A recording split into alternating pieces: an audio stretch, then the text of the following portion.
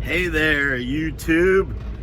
Lon Kiefer, the retired comic, coming at you live from RV Central, the Docmobile.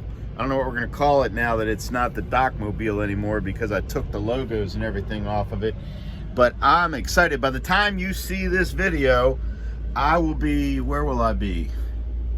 I won't be there yet, but I'll be on my way to Cleveland. I think Akron, maybe more exactly, to see the Eclipse in its totality. This is a spontaneous trip, the kind of trip that I always imagined I'd take when I got this RV, and then of course it rarely happens, you know, COVID, all the rest of that. But we're not going to be doing this where we focus on the negative. We are going to talk about when we focus on the negative or focus on the positive. They're called cognitive distortions, stinking thinking. I talk a lot about them, but I'm excited because this trip is a signification of I'm kind of back at my game, so to speak, of being more spontaneous. Now I'm going to be bummed because this will be the first significant road trip of any kind without my boy Chance. But I want to tell you about magnification and minimization. It's a cognitive distortion. It's when you make things bigger than they are, or you shrink them down to be smaller than they are. And you can make things bigger than they are in a bad way or in a good way. You can fool yourself that things are better than you think, or you can fool yourselves that things are worse. And if you're in that negative state of mind, you can also experience minimization of like what your effort is. Like if you feel like you can't do something, or if it's insurmountable, taking that first step is the hardest piece, especially if you're telling yourself not only is it going to be hard to take that first step, not only is it going to be hard to climb that mountain, but that there's no point in even trying because your efforts could never amount to anything. So that's minimization on your efforts and maximization. Am I saying that right? Maximization on the challenge that faces you. So I've said this many times before. A lot of these earlier videos, when I first revived the YouTube channel, were about projects that I was doing, home improvements, things like that. I don't know if I ever posted it, but we had a thing where we took down this, all this ceiling is we put this in, and the thing was leaking when I first got it, and I didn't know what to do with it, and I was overwhelmed. I was magnifying the problem and minimizing my ability to fix it. So one day, hey, my guy from Bangladesh has been doing a good job inserting things here. So I'm gonna go ahead and try and find some of the video from when I gave this thing to Tyler, because he was gonna play around with it. And he sent me a video where all of these cabinets were out and the roof was pulled down, and I'm like, holy crap.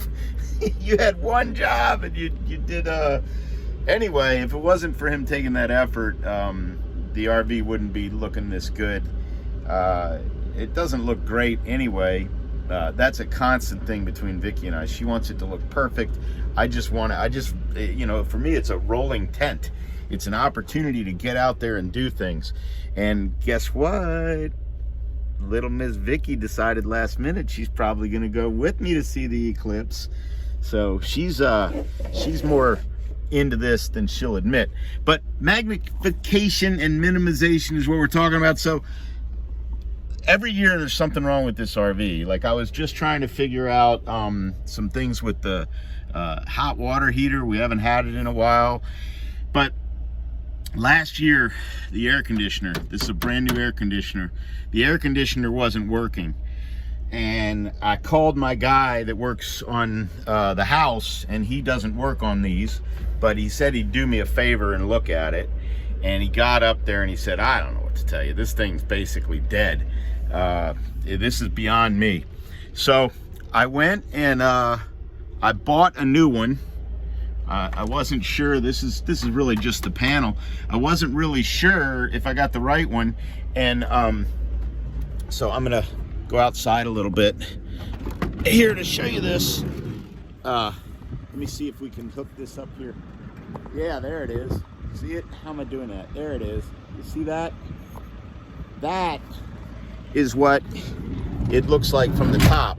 So most of it is up above, the heavy part. This is just cosmetic under here.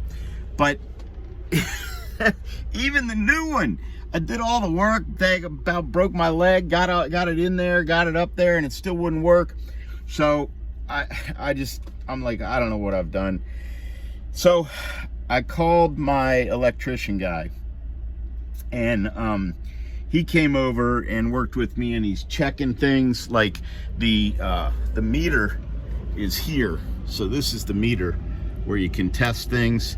Like this shows that I've got full gas. I've got almost a full tank of fresh water. This is that the battery's charging, which is good because I wasn't sure it was doing when we're idling, but everything's working. And I get real quick to assume the negative on this thing because I don't really know what I'm doing with it. And any problem with the RV, I immediately go into magnification mode where it's just so big and my efforts are so little.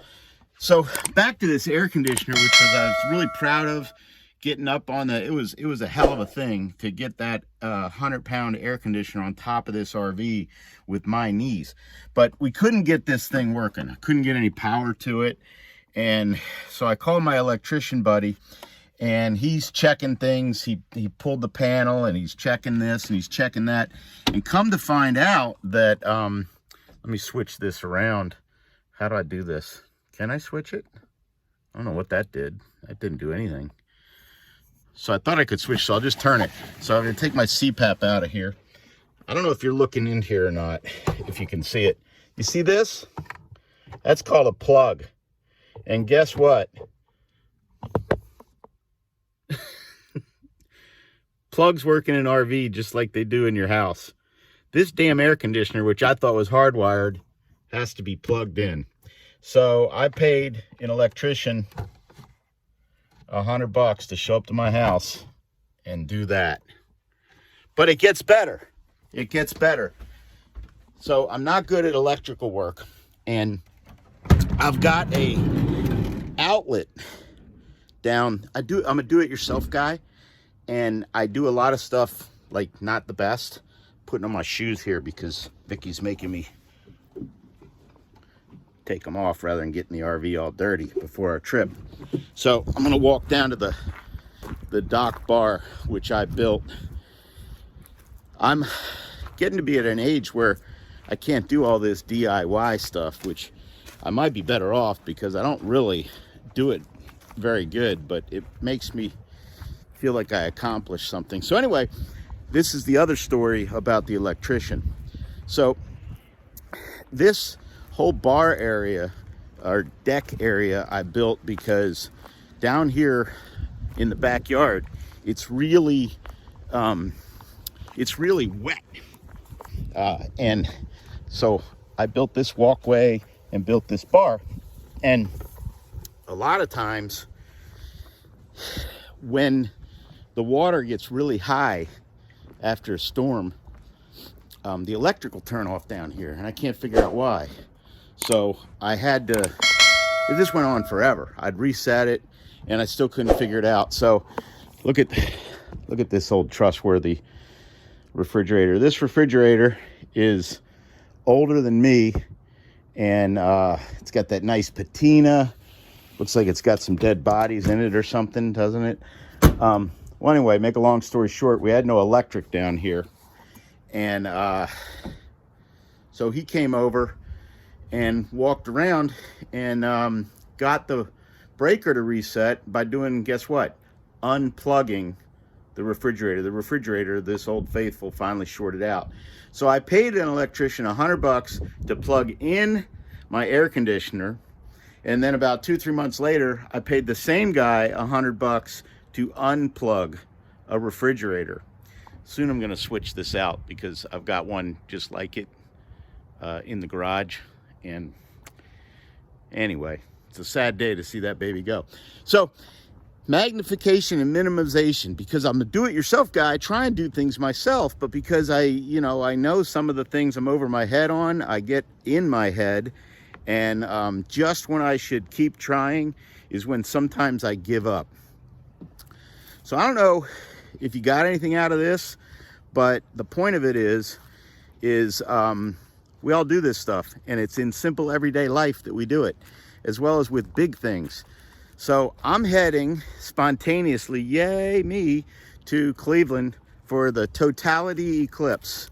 And just calling it that way feels a little bit like magnification and minimization. Oh, I forgot to show you something. I'm gonna walk back down here again.